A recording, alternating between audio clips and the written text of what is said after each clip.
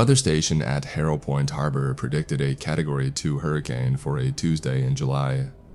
No tropical system existed within 1,000 miles of the main coast, and the National Weather Service had nothing but clear skies on every model they ran. The harbor station isn't anything impressive, just a fiberglass box on a metal pole with an anemometer on top, a digital display facing the parking lot, and a wireless link to the municipal website. It's the kind of system a mid-budget coastal town installs so tourists can check the surf forecast without bothering the fire department. Nobody took it seriously, even when it was working correctly. But Marcus Reeves' roof ended up in his swimming pool exactly 12 hours after that prediction, and that was when I stopped being able to pretend I didn't know what was happening. I should back up. I should explain why I was in Harrow Point at all, because I'd spent 15 years making sure I wasn't. The honest answer is that I'd run out of other places to go. My wife had left me in April, not dramatically, just a quiet transfer of her things into her sister's apartment and a text message that said, "I'm sorry, Nate, I don't think you're ever going to be okay." She wasn't wrong. I'd been fired from my construction job in February for showing up drunk, which was fair. I'd been fired from the job before that for the same reason, and the one before that. I was 34 years old, and I was running out of employers and cities and women willing to believe that this time would be different. My mother died on June 2nd. Liver cancer, which she'd kept quiet because that was the kind of woman she was. The kind who treated suffering as a private inconvenience and death as something that shouldn't make a fuss. The lawyer called me and said she'd left me the house. My father had been dead for 7 years. There was no one else. So I drove to Harrow Point in a truck I'd bought for $800 with everything I owned in a duffel bag, and I pulled into the driveway of my parents' house on June 9th in the late afternoon. The hydrangeas my mother had loved were dead. The porch railing was rotting, the front door stuck in the frame the way it always had, and the smell inside was exactly the smell of my childhood. Wood polish and mildew and something floral I could never name, except now it was covered by the flat. Stale scent of a house where someone had been sick for a long time and hadn't wanted anyone to know. I sat on the kitchen floor that first night with a bottle of bourbon, and I thought about Tommy Marsh, which is what I always thought about when things got bad enough. Tommy had been dead for 15 years, and I had helped make sure nobody ever found out how. I wasn't planning to stay. The idea was to clean the house, list it with a realtor, and take whatever money it gave me to wherever I ended up next. But the house needed more work than I'd expected. The roof leaked in 3 places. The plumbing under the kitchen sink had corroded, and something had chewed through the wiring in the back bedroom. I'm a decent handyman when I'm sober enough to hold a level, so I started fixing things, telling myself it was just to increase the sale price, knowing somewhere underneath the excuses that I was stalling because I had nowhere else to be. Harrow Point hadn't changed in the ways that mattered. The harbor still smelled like diesel and brine. The grocery store had the same fluorescent lights that made everyone look vaguely ill. The houses along Prospect Street still had their tired gardens and their American flags, and their neighborly habit of waving at cars they recognized and not waving at cars they didn't. My truck got a lot of not waves that first week. I saw Marcus on my 4th day back. I was at Pelletier's Hardware buying caulk for the bathroom, and he was behind the counter. He'd gained weight and lost hair since I'd last seen him, but his face was the same, open and careful at the same time. The face of a man who wanted to like everyone but had learned to be cautious about it. He owned the store now. His name was on the sign. Nate Calloway, he said, and the way he said it, flat, with a little pull of something complicated underneath, told me he'd heard I was back and had been preparing for this moment. "Heard about your mom. I'm sorry. Thanks. You staying?" "Just long enough to fix the house up." He nodded, and we both stood there in the silence that formed around the thing we weren't saying. There was a photograph on the wall behind him. Marcus with his wife and 2 kids. A boy and a girl, both under 10. All of them smiling on what looked like a vacation beach. The photograph made my chest hurt in a way I wasn't prepared for. Not jealousy exactly, more like looking at a future I'd forfeited the right to. "You need anything," Marcus said. "You know where I am." I bought the caulk and left. We didn't hug. We didn't make plans to get a beer. 15 years of silence has a weight to it that you can't just set down on a hardware store counter and walk away from. I ran into Lee Dunbar 3 days later at the diner on Main Street, Costal, which she now owned, though the food was the same reliable mediocrity it had always been. Leigh had been beautiful at 19 in a careless, wind-blown way that made you feel like whatever she was looking at was more interesting than you. At 34, she was still striking, but the carelessness was gone. Her eyes had that specific alertness you see in people who have taught themselves to manage a small business, a small life, and a set of memories they'd rather not carry. "Nate," she said. Not warm, not cold. Factual. "Hey, Lee." She poured me coffee without asking if I wanted any. "You look terrible," she said. "I know. Your mother was a good woman. I brought her soup a few times near the end. She didn't want anyone to know she was sick." "That sounds like her." Leigh set the coffee pot down and looked at me directly. "Are you here to stir things up?" "No, because things are settled, Nate. They've been settled for a long time." "I know, I'm just fixing the house." She held my gaze for another second, then nodded once and moved down the counter to take someone else's order. That was the entire conversation, but it was enough for me to understand that the three of us, me, Marcus, and Lee, were still bound by the same silent contract we'd signed at 19. Don't talk about it, don't think about it, and for the love of God, don't let anyone see you thinking about it. The weather station had already been acting strangely by the time I got to town, though I didn't know it yet. People mentioned it the way small towns mention anything mildly unusual, with a mix of amusement and irritation. That damn harbor display's been glitching again. Said we were getting 6 inches of snow last Thursday in June. Town ought to just take the thing down before the tourists think we're idiots. The first time I actually looked at the display was on a Monday evening. I'd been down at the harbor buying fish off one of the day boats, and I passed the weather station on my way back to the truck. The digital screen was showing a forecast that made me stop walking. SEV weather advisory, localized thunderstorm event. Impact zone, Chestnut Lane, estimated onset, 22 Hogolad. Duration approximately 9 minutes, wind speed 74 mph, structural damage expected. Chestnut Lane was 2 blocks long. Marcus Reeves lived on Chestnut Lane. I stared at the display for a long time. Weather stations don't predict storms for individual streets. They don't estimate durations down to the minute. They don't use the phrase structural damage expected like a polite insurance adjuster preparing you for bad news. The whole thing read less like a forecast and more like a schedule. I almost called Marcus. I had my phone in my hand, but what was I going to say? The harbor weather display says your street is going to get hit by a 9-minute thunderstorm tonight. Better move your car. He'd think I was drunk. I was drunk, technically, but that didn't mean I was wrong. At 10:14 that night, a storm cell formed directly over Chestnut Lane. I know the exact time because I was sitting on my porch 2 miles away, watching the sky, and I watched it happen. The rest of Harrow Point was clear. Stars visible. No wind. The kind of still July evening where you can hear someone's television through their open window 3 houses down.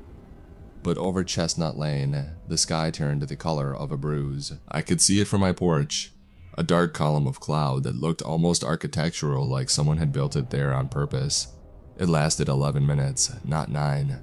But the wind speed was close enough. A mature oak in Marcus's front yard twisted off at the trunk and went through his roof like a battering ram. The rain was so heavy and so localized that Marcus's next-door neighbor, Dave Pelletier, told me later he'd been sitting on his own porch watching it and his porch stayed dry. It was like somebody drew a line, Dave said. Our side, nothing. Their side, the end of the world. Nobody was hurt. Marcus's kids were at their grandmother's for the week. His wife Sandra had a cut on her arm from broken glass, and Marcus himself was shaken badly enough that he called in sick to the hardware store for 3 days, which according to people who knew him was unprecedented. I went over the next morning to help with the cleanup. The damage was specific and savage. The tree, the roof, a section of fence, a garden shed that had been turned inside out. Everything else on the street was untouched. Not even a puddle. Insurance guy says it was a microburst, Marcus told me. We were pulling wet drywall out of his living room. Freak weather event, 1 in a million. Yeah. The weather station predicted it though. Pete Caruso showed me. The harbor display had it posted yesterday afternoon, time, location, everything. I saw it too. Marcus stopped working. He put down the pry bar and looked at me. And for the first time since I'd been back, I saw the 19-year-old kid I'd known. The one who'd thrown a life ring into black water and screamed a dead boy's name until his voice broke. "Nate," he said quietly. "What's going on?" "I don't know. That's not good enough." "I know it's not." He picked up the pry bar again. We worked in silence for another hour.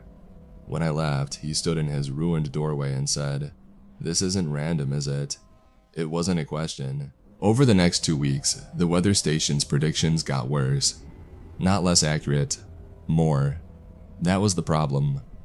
Every prediction it made was meteorologically impossible and precisely correct. It predicted a hailstorm that dropped ice exclusively on the parking lot of the elementary school at 2 in the morning.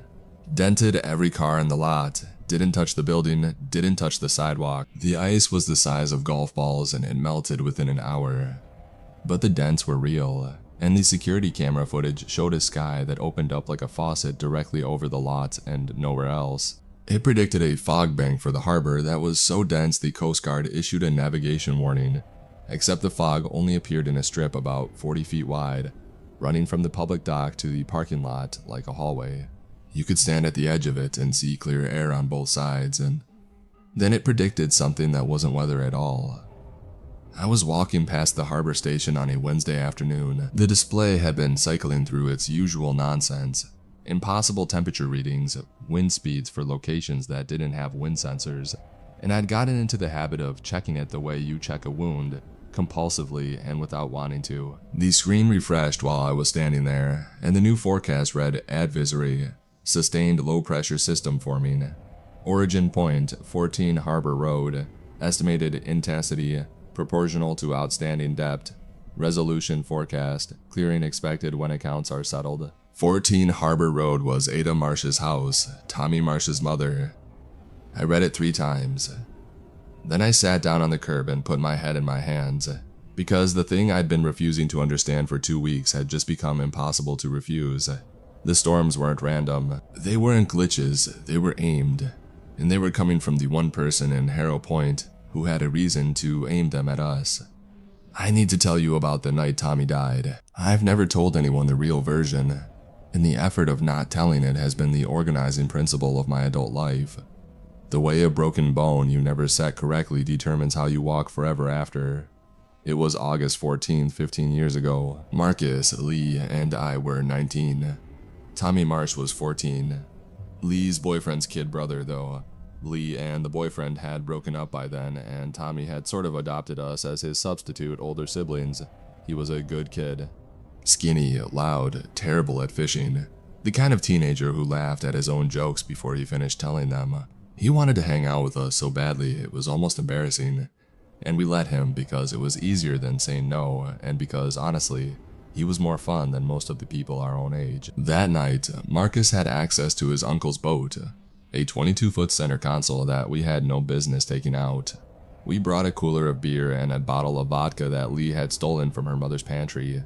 Tommy drank a beer and a half and was giddy about it. We motored out past the harbor breakwater at around 9 o'clock, and the sky was clear and the water was calm, and we were 19 years old and believed that nothing bad could happen to us because nothing bad ever had.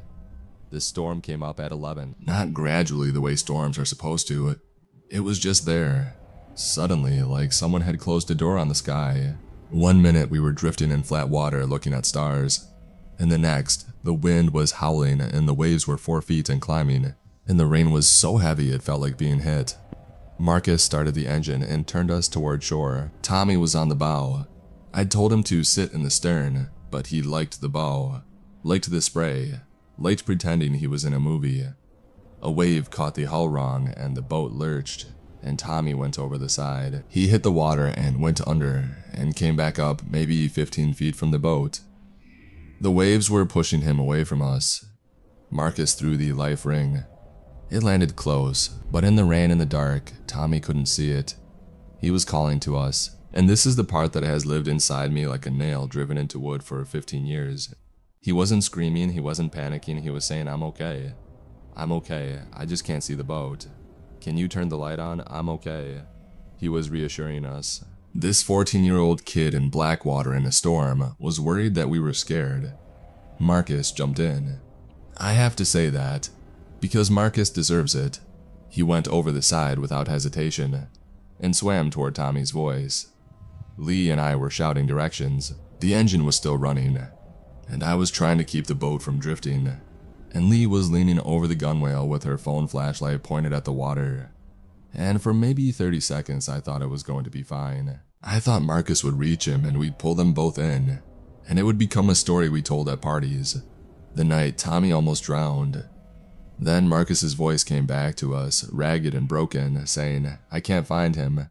I can't find him, Nate, I can't find him." And the water where Tommy's voice had been was just water. Just waves and rain and nothing. We searched for 10 minutes, maybe 15. The boat was taking on water from the waves and the bilge pump wasn't keeping up. Marcus was hypothermic when we pulled him back in. Tommy was gone. On the shore, soaking and shaking and unable to look at each other, I made the decision that ruined all three of our lives. I told them we had to say, Tommy went out alone. We'd been drinking. We'd taken a miner on a boat at night. Tommy was dead and nothing we said would bring him back. But what we said next would determine whether we went to prison. I was the one who argued for it. Lee was crying too hard to argue against anything. And Marcus. Marcus looked at me with an expression I still see when I close my eyes. This look of total incomprehension, like I was speaking a language he'd never heard. And then he nodded, because he was 19 and he was scared. And I was his best friend, and I was telling him it would be okay. We wiped down the boat, we planted Tommy's jacket on the dock, we called 911 from the payphone at the harbor and said we'd just seen Tommy's boat drifting empty past the breakwater. The police found his body 2 days later, a mile down the coast. The investigation was brief. A teenager who'd taken his boat out alone at night in bad weather. Tragic but straightforward. Case closed. Ada Marsh buried her son and spent the next 15 years knowing the story didn't make sense. Tommy hated going out on the water alone. Tommy didn't drink, so why was there alcohol in his system? Tommy's jacket was on the dock, but his shoes were on the boat.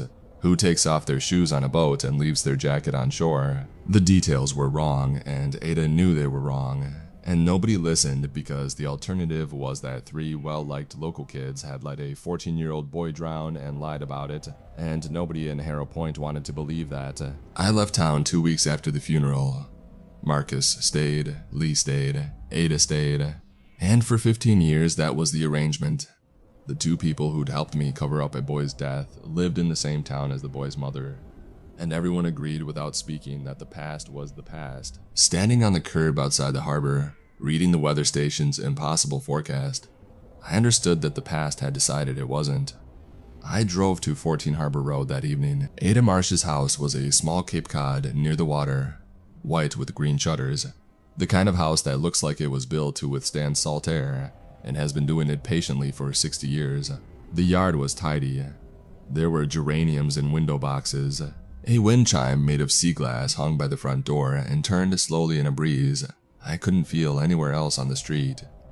Ada answered the door on the second knock. She was 63, small, with white hair cut close to her head and eyes the color of the ocean on an overcast day, gray with something moving underneath. She was wearing a cardigan and house slippers, and she looked like someone's grandmother, which she would have been if her son had lived long enough. She looked at me, and she was not surprised. "Not even slightly Nathan Calloway," she said. "I thought you'd come sooner. Can I come in?" She stepped aside. The house smelled like lavender and old wood.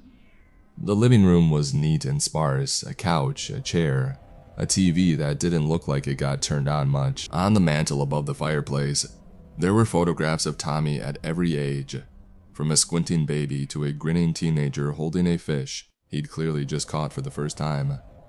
That photograph nearly buckled my knees. I remembered the day he'd caught that fish. I'd been the one who taught him how to bait the hook. "Sit down," Ada said. She didn't offer me anything to drink. She sat in the chair across from me and folded her hands in her lap and waited. The weather station, I said. Yes, that's you, in a manner of speaking. How? She didn't answer right away. She looked at the photographs on the mantle, then back at me. Have you ever been so angry that you felt it in the air around you? Not a figure of speech? I mean, actually felt the pressure change, felt the temperature drop. I don't know. I have. I've felt it every day for 15 years. After Tommy died, after I understood what really happened, which took me about 3 years of asking questions nobody wanted to answer, the anger was so big I thought it would kill me. It should have killed me. Instead, it went somewhere. She gestured toward the window, toward the sky. I didn't ask for it. I didn't learn it from a book. I woke up one morning about 12 years ago and the barometric pressure in my kitchen was 30 millibars lower than the barometric pressure on my front porch, and every glass in my cupboard had cracked. You've been controlling the weather. I've been leaking, she said. The way a cracked pipe leaks. Most days it's nothing. A gust that shouldn't be there, a cloud that forms in a shape I was thinking about. Small things, but when I focus it, when I point the anger at something specific, she trailed off. You saw what happened to Marcus's house. His kids could have been in that house. His kids weren't in that house, I checked. And the school parking lot, the fog, warning you to know I could reach you wherever you were. I wanted all three of you to feel what it's like to have something impossible happen and have nobody believe you. I sat there, in the living room of the woman whose son I'd helped kill, and I didn't know what to say. She wasn't ranting, she wasn't wild-eyed. She was calm in the way that deep water is calm, still on top, with enormous pressure underneath. What do you want, Ada? The truth. I want you to tell this town what happened to my son. I want his name cleared. I want people to know that Tommy didn't go out alone that night, that he trusted you, that you let him drown, and then you lied about it to save yourselves. I want a public statement, all three of you. If we do that, Marcus goes to prison. He has children. My child is dead, Nathan. There was nothing I could say to that. It was the truest thing anyone had ever said to me. I sat in that truth, like sitting in cold water, feeling it seep in. I need time, I said. You've had 15 years. I know. But if I'm going to do this, I need to do it right. I need to talk to Marcus and Lee. Ada studied me. Whatever she saw in my face, sincerity, or cowardice wearing sincerity's mask, or just the face of a man who was very tired, it was enough. She nodded once, the way Lee had nodded at the diner.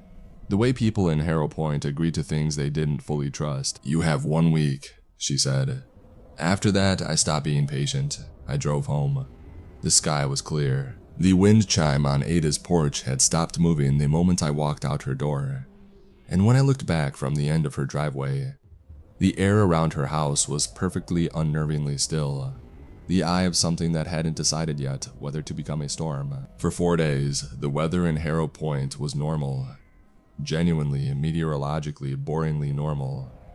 The harbor station displayed accurate forecasts for the first time in weeks. Tourists came and went. Lobster boats puttered in and out of the harbor. The sky was the soft, washed blue of a Maine summer. And if you didn't know better, you'd think nothing was wrong. I spent those 4 days trying to have a conversation. I didn't know how to start.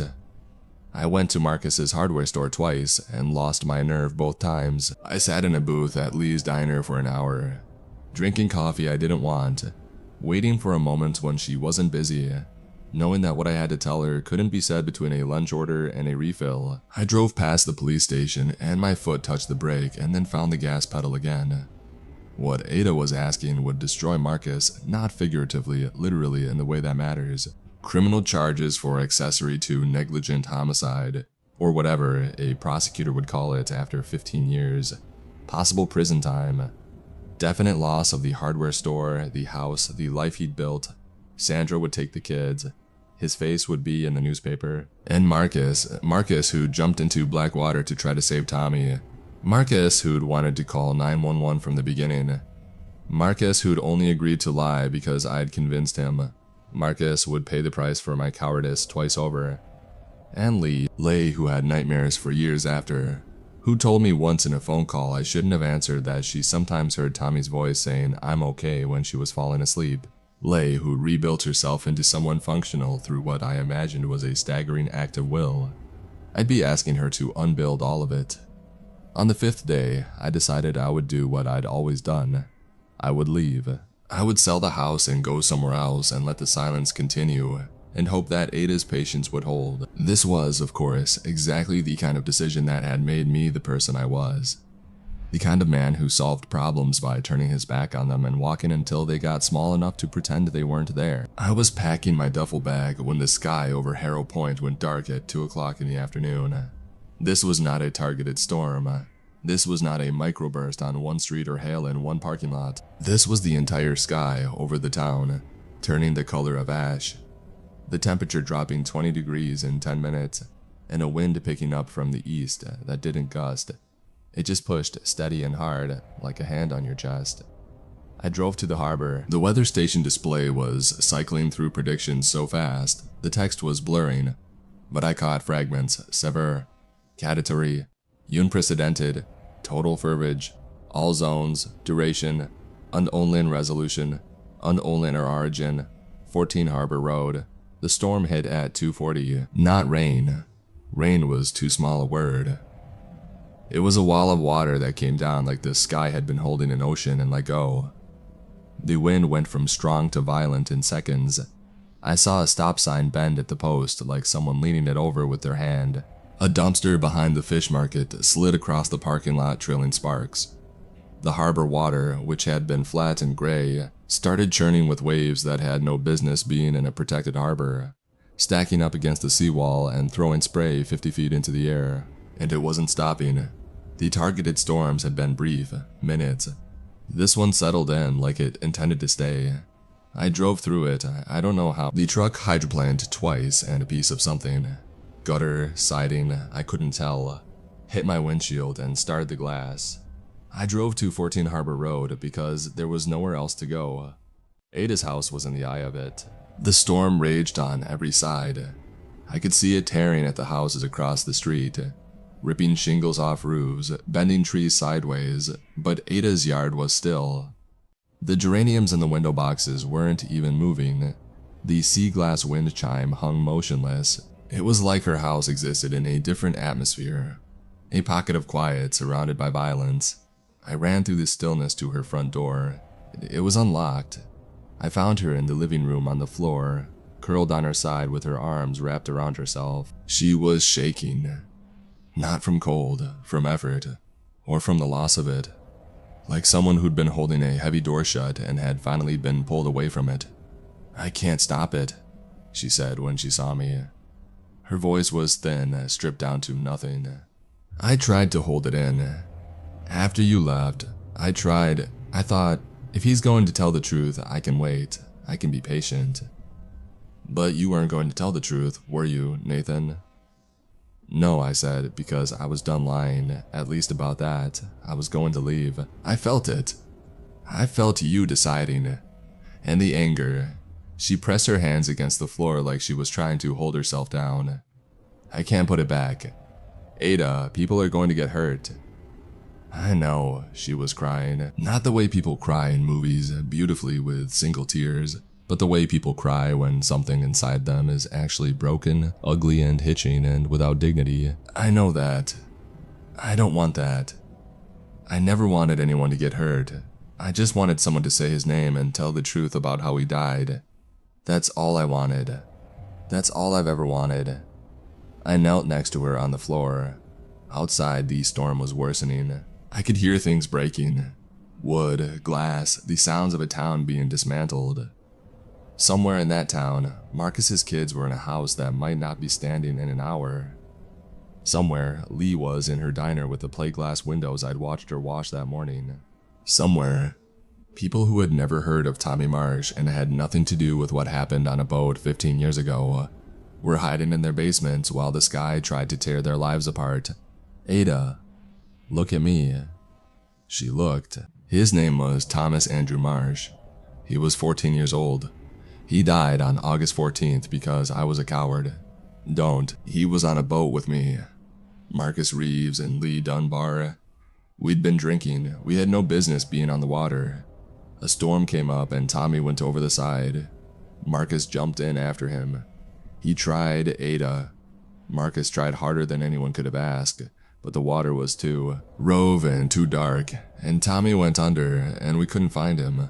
Stop, Ada whispered. But she didn't mean stop. She meant something else, something closer to keep going. I need this, it's going to hurt, and I need it. When we got back to shore, I told Marcus and Lee we had to lie. They didn't want to. Marcus wanted to call it in right away. I convinced them I was the one. The cover-up was my idea, my argument, my decision. They went along with it because they were 19 and scared, and I told them it would be okay. The storm outside paused. Not stopped, paused the way a person pauses when they hear something unexpected. The wind dropped, the rain thinned, in the sudden relative quiet. I could hear Ada breathing. There's something else, I said. Something I've never told anyone. Ada waited, in the water. Before we lost him, Tommy was talking to us. He wasn't scared. He kept saying, I'm okay. I'm okay. I just can't see the boat. He was worried about us, Ada. He was in the ocean in a storm and he was trying to make sure we weren't panicking. My voice broke. I hadn't cried in years. I hadn't let myself. He was the bravest person on that boat. He was 14 years old, and he was braver than any of us. Ada made a sound, not a word. A sound that came from somewhere deeper than language. Somewhere in the body where grief lives when it's been locked away so long. It's become structural, load-bearing, part of the architecture. She put her hand over her mouth and she made that sound, and the storm outside shifted. I felt it in my ears first, a pressure change like descending in an airplane. Then in my chest, a tightness that released all at once like a fist opening. The rain, which had been horizontal and vicious, went vertical. And then it softened. Then it started to thin. He loved you, I told her. He talked about you all the time. How you made the best chowder in town. How you let him stay up late on weekends to watch scary movies. He said you were the only adult he knew who actually listened when he talked. He thought you were the greatest person alive. The wind died. Not gradually, it just stopped. The way a held breath releases. The trees outside Ada's window straightened. The rain faded to a drizzle. Then a mist, then nothing. Through the window, I could see the clouds beginning to pull apart, and between them, a strip of sky that was turning from gray to pale gold with the late afternoon light. Ada lowered her hand from her mouth. Her face was wet and wrecked and utterly, completely still. The kind of still that comes after a long, long fight, when you finally stop swinging. Not because you've won, but because you've set down something you've been carrying so long, you forgot you were carrying it. I'm tired, Nathan, she said. I know. Will you tell them the police? The town? Will you tell them what you told me? Yes, promise me. I promise. She nodded. She looked at the photographs on the mantle. Tommy at 7, Tommy at 10, Tommy at 14 holding that stupid fish with the biggest grin I'd ever seen. And she smiled. It was a small smile, private. The kind you give to someone who's just told a joke. Only the two of you understand. He was a good boy, she said. He was the best kid I ever knew. Will you hand me that blanket? I took the knitted throw from the back of the couch and spread it over her. She settled into the chair, pulling the blanket up to her chin, and closed her eyes. Her breathing slowed, evened. Outside, the last of the clouds were dissolving, and the light coming through the window was warm and steady and real. I sat with her for a while. I don't know how long enough for the light to shift from gold to amber, long enough for the neighborhood to start making its post-storm sounds. Doors opening, voices calling to each other, someone's generator coughing to life. Long enough for me to understand in the quiet of that living room that Ada Marsh wasn't sleeping. I called the ambulance anyway. They came and they were gentle with her and they told me what I already knew, her heart. They said she'd had a condition, probably been managing it for years. The stress of the storm. They were sorry I stood in the yard while they took her out. The sea glass wind chime caught a breeze, a real breeze, natural, just air moving the way air moves, and made a sound like small bells. One of the paramedics looked at the sky and said, That was one hell of a storm, never seen anything like it. I agreed that I hadn't either. I went to the police station the next morning. I sat across from a detective named Robichaud, who had a mustache and a patient manner and a yellow legal pad, and I told him everything, from the beginning, the boat, the beer, the vodka, Tommy, the water, the lie, all of it. He wrote it down without interrupting. When I was finished, he asked me if I wanted a lawyer. I said I probably should, but I didn't want one yet. He asked me if anyone else was involved. I said yes, and I gave him Marcus's name and Lee's name, and I told him it was my idea and my decision, and if there was a way to put it all on me, I'd take it. Robichaud looked at me for a long time. Then he said, "Tommy Marsh." "Yeah, Ada's boy. Yeah." She came in here 4 times, maybe 5. Told us the story didn't add up. We listened and we nodded and we sent her home. He clicked his pen, set it down on the pad. "You sit tight, I need to make some calls." I sat tight. I sat in that chair for 3 hours while things happened around me. Phone calls, other officers coming in and looking at me, the quiet bureaucratic machinery of a small-town police department processing something it didn't know how to process. Marcus called me. I didn't answer. Leigh called me. I didn't answer. Marcus came in on his own that afternoon. I was still in the chair when he walked in. He looked like he hadn't slept. He looked like the 19-year-old who'd pulled himself out of black water without the kid he'd gone in for. He sat down next to me, and he didn't say anything for a while, and then he said, "Sandra is going to leave me. I know, I'm sorry. I should have done this years ago, I wanted to. You know I wanted to? I know. Tommy's mom, I heard is it true?" "Yeah." Marcus put his face in his hands. When he looked up, his eyes were red. "I jumped in, Nate. I want you to tell them I jumped in. Will you tell them that?" "I already did." He nodded. He stood up. He asked for Detective Robichaud. He went in and gave his own statement. An hour later, Leigh walked in, white-faced and rigid, and gave hers. None of us had coordinated it. We just did it one after another, like dominoes, like a sequence that had been waiting 15 years to complete itself. The legal process was what it was. The details aren't the point of this story. The charges, the plea agreements, the community service hours, the probation terms. What matters is that the truth became public.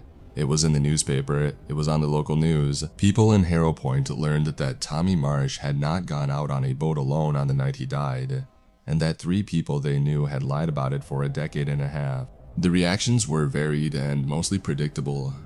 Anger from some, sorrow from others.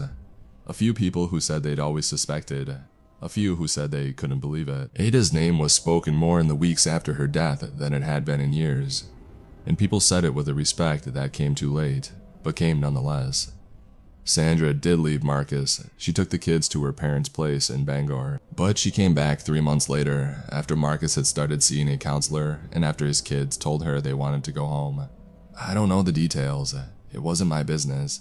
I know they're still together. I know it's hard. I know Marcus goes to Tommy's grave every Sunday and sits there for a while. And I know his daughter asked him once why he goes, and he told her the truth, and she held his hand on the way home. Leigh sold the diner, not because of the scandal, because she was done with Harrow Point, done with the weight of the place, done with serving coffee to people who now knew what she'd done. She moved to Portland and opened a bakery, and the last I heard it was doing fine. We don't talk. I don't think we ever will. Some debts get paid in full, and there's nothing left on either side. I served my hours, I completed my probation. I stayed in Harrow Point because leaving was what the old version of me would have done, and I was trying for the first time in my life to be a different version. I fixed my mother's house and didn't sell it. I got a job doing maintenance for the school district. I stopped drinking. Not through any dramatic revelation, but because one morning I woke up and didn't want it, and then another morning, and then enough mornings in a row that it stopped being a decision and started being a fact. I went to Ada's house before it was sold. The family who'd handled her estate, distant cousins from New Hampshire who seemed decent and bewildered, had asked me to do some repairs before the listing. I didn't tell them why I felt obligated. I just said I was a handyman and I'd do it at cost. The house was empty by then. No furniture, no photographs, and no sea glass wind chime. The cousins had taken everything they wanted and donated the rest. The rooms were just rooms. Clean walls, bare floors, the particular echo of a house with nothing in it. I replaced a section of baseboard in the kitchen and fixed a dripping faucet in the bathroom and patched a crack in the living room ceiling that had probably been there for years. When I was finished, I walked through the house one last time. I ended up in the small bedroom at the back, Tommy's room, though there was nothing left in it to say so. Just a window, a closet, and a door. I was about to leave when I saw the marks on the door frame. Growth marks, pencil lines with dates. The kind of thing parents do when their kids are young, measuring them against the wood every birthday, charting the progress of a life in inches. The lines started low, TM age 4, 38 inches, and climbed the frame year by year. The last one was near my shoulder, TM age 13, 5 trimmed TM 2. There should have been one more. There would have been one more that August if Tommy had turned 15. Below the last mark, in a child's handwriting, scratchy, leaning, the letters not quite even, someone had carved into the wood with what was probably a pocket knife, Tommy M. was here. I stood in that empty room and read those words for a long time. Then I got my things and closed the front door and walked to my truck. The sky over Harrow Point was high and pale and clean. The kind of sky that doesn't mean anything. That's just sky, just air and light and water vapor doing what physics tells it to do. On the way home, I passed the harbor. The weather station was still there on its metal pole, its digital display facing the parking lot. I pulled over, I don't know why, maybe because that's where this whole thing had started, or at least where I'd first been forced to notice it. The display was showing the forecast for the next 3 days. Normal readings, accurate data, warm, partly cloudy, chance of evening showers. The kind of forecast a small coastal town expects in August. Unremarkable, forgettable, true. I got out of the truck and stood in front of it. The harbor was busy. Boats were coming in with the afternoon catch. A family was eating ice cream on the bench by the seawall. 2 kids were throwing rocks into the water, trying to skip them, failing, laughing. The air smelled like salt and diesel and the warm wood of the docks, and a light wind was coming off the water, and I could feel it on my face. Just wind, just the ordinary movement of the atmosphere, meaningless and beautiful. The display blinked, refreshed, showed the same forecast. I stood there until I was sure.